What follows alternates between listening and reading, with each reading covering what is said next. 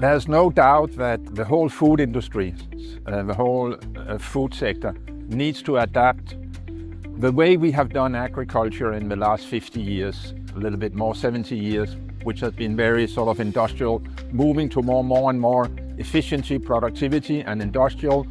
It served a good purpose, it fed the whole world, but we were not sufficiently aware of the long-term consequences on environment, on climate, on biodiversity. So with the raising awareness of these things, we need to change the way that agriculture is done in Europe. And in order to do that, we need to capacitate the people who work directly with the farmers, which are the advisors.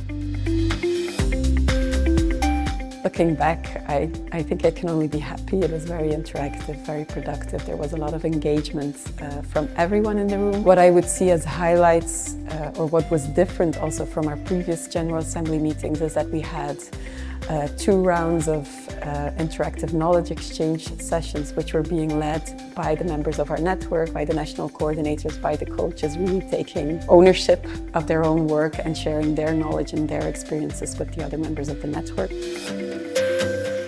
We always really love to welcome other advisors, farmers, scientists to come and see our productive system in Almería, because most people have this sense of the stereotypical sea of plastic, and we really want people to see what's inside those greenhouses and the complex ecosystems, biodiversity, methods such as integrated pest management, water control, etc., and how we are approaching the climate challenges that we find ourselves in. So for us, it's wonderful. We get to showcase what we do, and at the same time, it's a wonderful networking opportunity with people from across Europe. We learn from them, they learn from us, and I think that that's the point of this project. It's a very complex project.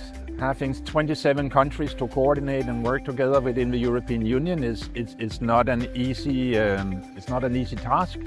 I think that the organizing committee are doing a tremendous job in setting it up and running it. I see a lot of inter-country interaction. It feels like you're coming into a community, so that's a very important thing, that people feel ownership and committed. Their impact on the people who are involved in the project, but there needs to be a little bit more focus in the second half of the project on how do we go beyond the people who are engaged.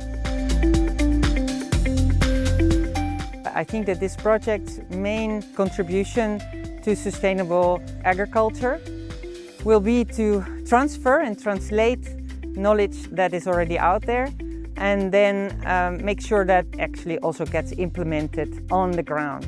Because there's few other projects that I know of that are actually directly in contact with the farmers themselves.